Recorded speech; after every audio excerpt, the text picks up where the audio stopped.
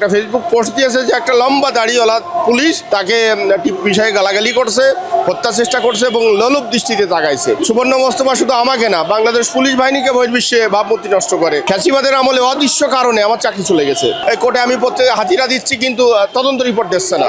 Main সমস্যাই হলো নবী সুন্নাত। 2022 সালের ঘটনাটা, রাজধানী ফার্মগেট থেকে আমি যখন আমার বৈধ বাইকটা উল্টা আসতেছিলাম, তখন একটা ভদ্র মহিলা, পরবর্তীতে ওনার নাম জানতে পারি যে লতা সমদ্দার, উনি ওনার পায়ে হেঁটেই আসতেছিল, মোবাইলে কথা বলতে বলতে আসলে ওনারও অসাবধানতার কারণে আমার সাথে ধাক্কা লাগার পরে আমাকে গালিগালাজ করে যে বাসটা তুই উল্টায় যেতে পারিস।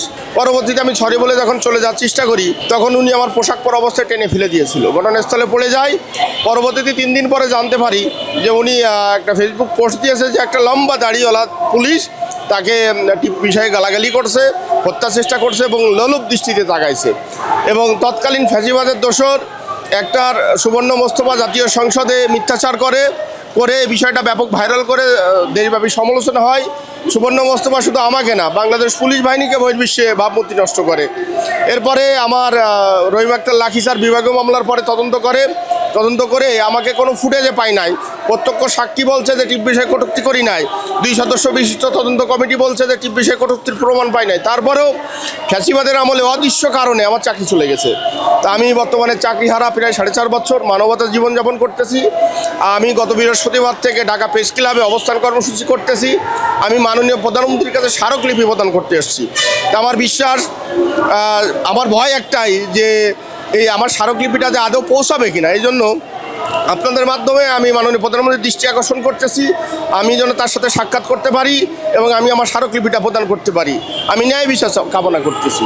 এবং ফ্যাসিবাদের আমলে আমি তারেক জিয়ার নিয়ে বক্তব্য দিয়েছিলাম একটা, যার জন্য আমাকে ঘুমের চেষ্টা করেছিল। সে বক্তব্যটা হলো এই যে তারেক জিয়ার বক্তব্য প্রচারে কেন বাধা। এই কথা বলার পরে ভারতীয় কিছু বাহিনী এবং বাংলাদেশ কিছু বাহিনী আমাকে গুম করার চেষ্টা করে। আল্লাহ আমাকে হেফাজত করেছে। এবং 5 তারিখের পরে ফ্যাসিবাদ পলানোর পরে আমি একটা সুবর্ণ মোস্তফা, লতা সমদ্দার সহ, সাজু খাজেম, আনিসুর রহমান মিলন সহ আমি একটা মামলা দায়ের করি। এই মামলার পরে আমাকে বিভিন্নভাবে হত্যার চেষ্টা করেছে, 2বার গুলি করতে চেয়েছে।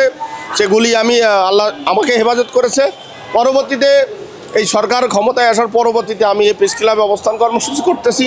আমি মাননীয় প্রধানমন্ত্রীর দৃষ্টি আকর্ষণ করতেছি আর মাননীয় স্বরাষ্ট্রমন্ত্রীর দৃষ্টি আকর্ষণ করতেছি। ইভেন আমি যে মামলাটা করেছিলাম, যে মামলার তদন্ত শেরেবাংলা নগর থানায় দিয়েছিল, তদন্ত শেষ করেও আদৌ কেন রিপোর্ট দিচ্ছে না। আমি মাননীয় স্বরাষ্ট্রমন্ত্রীর দৃষ্টি আকর্ষণ করতেছি, প্রধানমন্ত্রীর দৃষ্টি আকর্ষণ করতেছি যে ওসি শেরেবাংলা নগর থানা এবং তেজগাঁ জোনের ডিসি কোনোরকম কোনো সুযোগ সুবিধা নিয়ে কি তদন্ত বিলম্ব করতেছে কিনা। মাঝে আমি ফোন দিয়েছিলাম, তারা বলতেছে যে পুলিশের ইমেজ সংকটে আমি কয়দিন পরে দিব। তা আমি করছি যে পুলিশের ইমেজের সাথে তো কোনো সম্পর্ক না। এই জায়গায় আমি একটা মুসলিম লোক, আমার সাথে অবিচার হয়েছে, আপনি সত্যতা পেয়েছেন, আপনি প্রতিবেদন দেবেন না কোর্টে মামলা চলমান। এই কোর্টে আমি প্রত্যেক হাজিরা দিচ্ছি, কিন্তু তদন্ত রিপোর্ট দিচ্ছে না। কিছুদিন আগেও জাতীয় সংসদের একটা সংসদ সদস্যকে বলছে যে জঙ্গি যাচ্ছে, জঙ্গি সংসদ। কাজেই মেন সমস্যাই হলো নবী সুন্নাত। এই জায়গায় বাংলাদেশ 99% মুসলিম লোক হলেও আমরা কেন জানি নির্যাতিত। মুসলমান হিসেবে নবীর সুন্নতকে যদি আমরা ফলো করি, তা আমরা বিশেষভাবে নির্যাতিত এবং নিপীড়নের শিকার। তা আমি আপনাদের মাধ্যমে মাননীয় প্রধানমন্ত্রীর কাছ থেকে 2 হাত জোর করে আমি ওনার দৃষ্টি আকর্ষণ করতেছি যে আমি আপনার কাছে একটা স্মারকলিপি প্রদান করতে চাই। আমি লোক মাধ্যমে দিলে বা অফিসিয়াল মাধ্যমে দিলে যে আপনার হাতে পৌঁছাবে কিনা তার কোনো গ্যারান্টি নাই। কাজে আমি মাননীয় প্রধানমন্ত্রীর দৃষ্টি আকর্ষণ করে ওনার সাথে আমি সাক্ষাৎ কামনা করতেছি। আমি তৎকালীন কনস্টেবল হিসেবে ডিউটি করতাম বাংলাদেশ জুডিশিয়াল সার্ভিস, প্রধান বিচারপতির অফিসের নিরাপত্তা ডিউটি করতাম ঢাকাতে। এবং ওই জায়গার থেকেই ঘটনাটা ঘটছে এবং পরবর্তীতে আমার কাছে চাকরিচ্যুত করা হয়েছে। চাকরি চলে যাওয়ার পরে আমি আসলে মানবতার জীবনযাপন করতেছি। ইভেন কিছু নিউজ তৎকালীন আমার যে বৈধ বাইক, তাতেও তারা নিউজ করেছিল যে আমি চোরাই বাইক ব্যবহার করি। মানে আমাকে বিভিন্নভাবে একটা ট্যাপে ফেলার চেষ্টা করেছে। এই সুন্নতি লেবাজের থাকার কারণেই আমাকে বিভিন্নভাবে হয়রানি, গুম এবং নির্যাতনের শিকার আমি। শুধুমাত্র নবী করিম সাল্লাল্লাহু আলাইহি ওয়াসাল্লামের শহীদ দিনকে নিজের ভিতর ধারণ করার আগেই আমি নির্যাতিত।